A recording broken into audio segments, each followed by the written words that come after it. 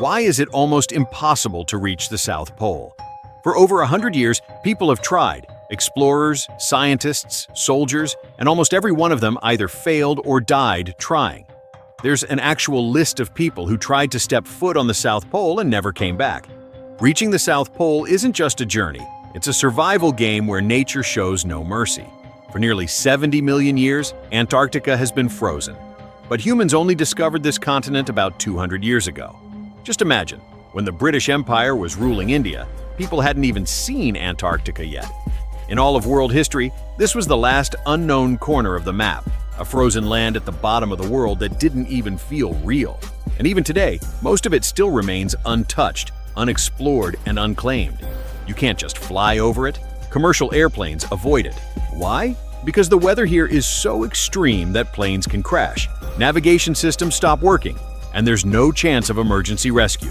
Ships and cruises also don't go beyond a certain limit. It's too dangerous. Now think about this. At the opposite end of the Earth, the Arctic, there are more than 4 million people living in places like Greenland, Iceland, Russia, and Alaska. But in Antarctica, not a single human being lives permanently. Not one. Even animals avoid it.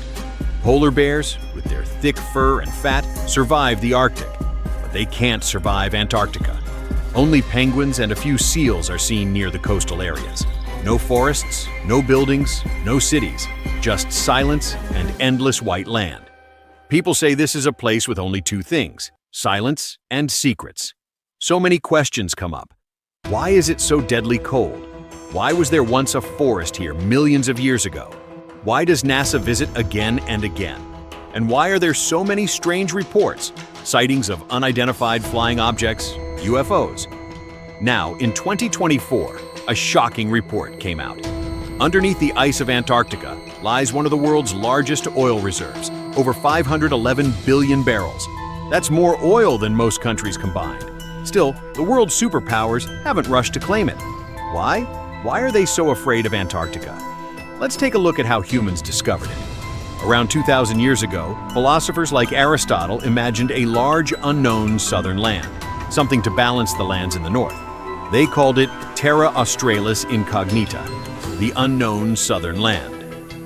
In 1520, Portuguese explorer Ferdinand Magellan reached the southern tip of South America and spotted some floating icebergs, but Antarctica was still far away. In 1773, British explorer James Cook crossed the Antarctic Circle and got close. But he only saw giant ice walls, no land. The problem is that Antarctica sits so high, about 2,500 meters above sea level, that it's hard to spot land even if you're nearby. That's why it took until 1820 for a Russian explorer, Fabian von Bellingshausen, to confirm the existence of a massive continent beneath all that ice. But just knowing it exists wasn't enough. How do you land there? There are no ports, no flat beaches, only glaciers, jagged cliffs, and freezing winds. That's why, for decades, ships were crushed, crews froze or starved, and expeditions failed one after another. One photo from 1904 shows the faces of explorers Robert Scott, Ernest Shackleton, and Edward Wilson after returning from a failed mission. Swollen faces, blackened lips, and burn marks from frostbite. In Delhi, we complain when it's 5 degrees Celsius. In Antarctica, the temperature can fall below -90 degrees Celsius. And it's not just cold, it's dry. There's barely any humidity. Your skin starts cracking, your blood freezes. Robert Scott, one of the most famous explorers, once had to eat his own sled dogs just to survive. But even that didn't stop him. In 1911, he returned, determined to become the first man to reach the South Pole.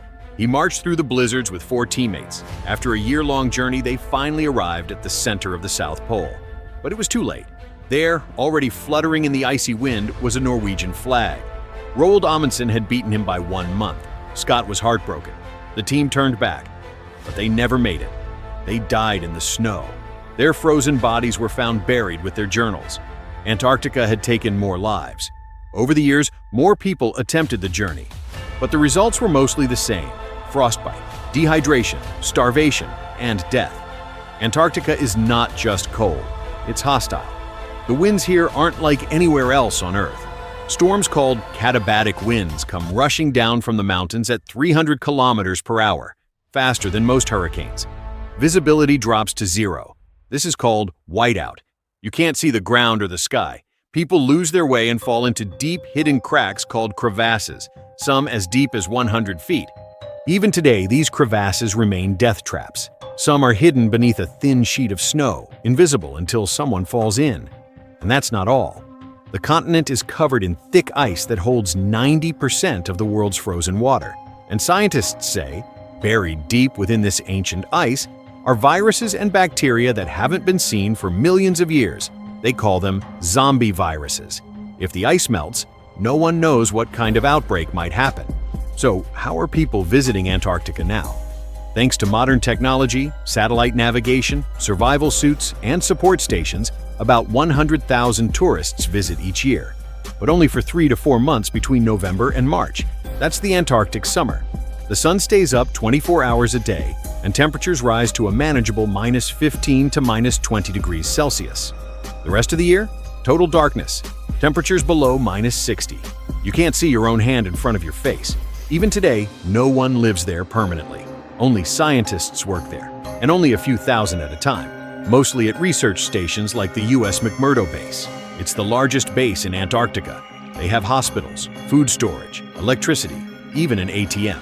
But everything is shipped in. Nothing grows here. No farming, no hunting, nothing. They once tried building a nuclear plant here, but it leaked and had to be shut down. Today, the base runs on diesel generators. The internet is only available for a few hours per day using satellites, barely enough to send research files. You won't be watching Netflix here. And what are scientists doing in such extreme isolation?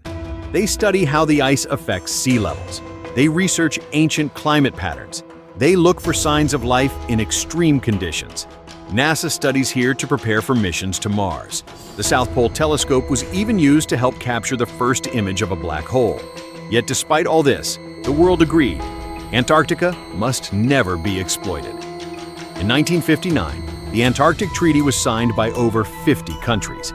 It bans military activity, mining, and any territorial claims. Only peaceful scientific research is allowed. Even tourists must follow strict rules. No littering, no touching wildlife, not even peeing on land. You carry everything back with you, even your waste.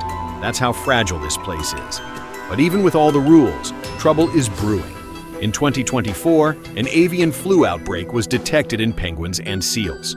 Scientists say it was likely brought by outsiders. And that's the danger. Even one small mistake could unleash something the world isn't ready for. Because Antarctica isn't just the coldest place on Earth. It's the most mysterious, the most dangerous, and the most unforgiving. It doesn't care about your courage. It doesn't care about your money or your technology. This place, with its silence and its secrets, only accepts those who come with respect. The South Pole may be reachable now, but it still refuses to be conquered. And maybe that's the way it should be.